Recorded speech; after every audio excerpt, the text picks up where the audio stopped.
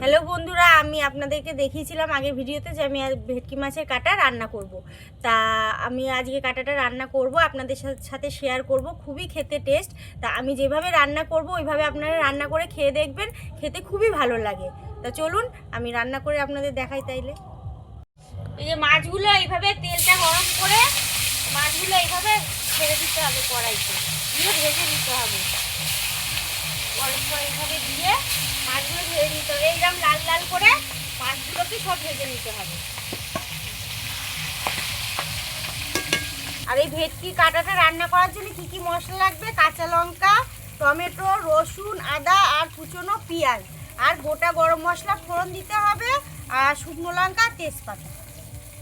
আর আমাদের বাড়িতে আলু ছাড়া চলে না, দুজনেরই, মেয়ে আর বাবা দুজনেরই আলু লাগে, তাই আমি অল্প করে আলু এতে কেটে দেবো। আলু হচ্ছে অপশনাল, আপনারা চাইলে দিতে পারেন, না চাইলে না দিলেও ভালো হবে। আলুটা না দিলেই ভালো লাগে, কিন্তু আমাদের বাড়িতে না খেলে হয় না বলে ওই জন্য আমি অল্প করে একটা আলু কেটেছি, দেবো।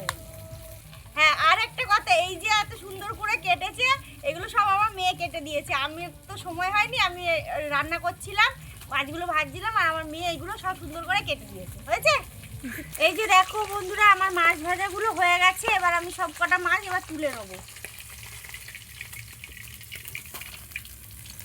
এই যে মাছগুলো ঠিক এইভাবে মচমচে করে ভেজে তুলে নিতে হবে। আর এই যে একটু ফোড়ন দেবো বলে এই যে তেজপাতা, শুকনো লঙ্কা আর গোটা গরম মশলা আমি নিয়ে নিয়েছি, এই যে কড়াইতে দিয়ে দিলাম। আর এইগুলো একটু এরকম ভাজা ভাজা হয়ে যাবে। ওই মাছের তেলের মধ্যেই দিয়ে দিতে হবে, ওই ভেটকি মাছের তেলের মধ্যে। এই যে একটু ভাজা ভাজা হবে, তার মধ্যেই কাঁচা পেঁয়াজগুলো কুচনো দিয়ে দিতে হবে। এটাকে বেশ লাল লাল করে পেঁয়াজটাকে একদম ভাজতে হবে। এগুলো একদম এরকম লাল লাল করে ভেজে নিতে হবে। এই যে দেখতে পাচ্ছ একদম ভাজা হয়ে গেছে। এর মধ্যে এবার এই যে আমি পেস্টটা করেছি, আদা, রসুন, পেঁয়াজ, লঙ্কা, এইটা এর মধ্যে দিয়ে দেবো।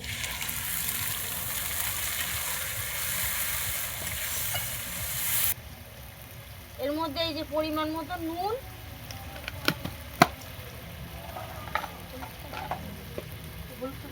এই যে হলুদ পরিমাণ মতন,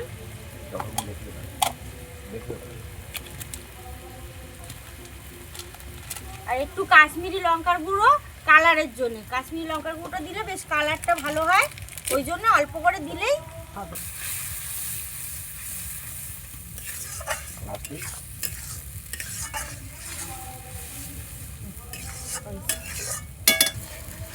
বন্ধুরা, এবার এইটাকে তেলটা ছাড়া পর্যন্ত একটু ভালো করে এই মশলাটাকে কষিয়ে নিতে হবে। যখন তেলটা ছেড়ে যাবে তখন হচ্ছে কি যে মাছগুলো দিয়ে একটু নাড়াচাড়া করে সামান্য একটু জল দিতে হবে। তো তেলটা ছাড়ুক, আমি আবার দেখাচ্ছি।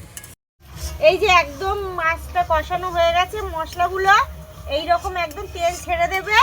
এর মধ্যে এবার আমি এই যে ভেজে রাখা কাঁটাটা দিয়ে দেবো। এই যে এবার এই ভালো করে এই মশলাটা কাঁটাটার সাথে মিশিয়ে নিতে হবে, ভালো করে নেড়ে নেড়ে। অল্প একটু নাড়লেই হবে, যাতে মাছের কাঁটাগুলো ভেঙে না যায়। হালকা হাতে এরকম নাড়া দিয়ে দিতে হবে। নাড়ানো হয়ে গেছে, এবার আমি জল দিয়ে দেবো।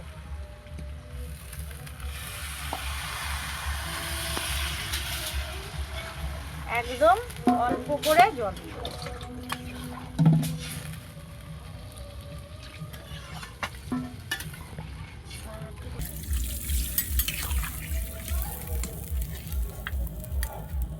বেশি জল পড়বে না, এতে মাছগুলো যেটুকু ভিজবে ওই পর্যন্ত একটু জল দিয়ে একটু ফুটিয়ে নামিয়ে নিতে হবে। এই যে জলটা ঠিক এইটুকু থাকবে, একদম কষা কষা হবে, মাখা মাখা মতন হবে, টেনে যাবে, এইটুকু জল টেনে যাবে।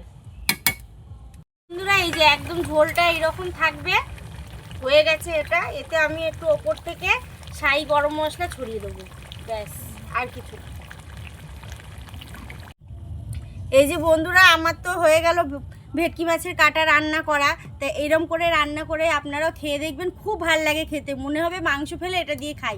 অনেকে হয়তো মনে করে ভেটকির কাটা, কিন্তু না, ভেটকির কাটা ঠিকই, কিন্তু এই ভেটকির কাটা যে কি খেতে টেস্ট, মানে যে না খেয়েছে সে বুঝবে না, যে খাবে সে বারবার বলবে যে আমি খাবো। তা আপনারা কি করে রান্না করে খেয়ে দেখবেন, খুবই ভালো লাগে খেতে। তো আমার আবার একটা নেক্সট ভিডিওতে আপনাদের সাথে দেখা হবে। তো চলুন, টাটা।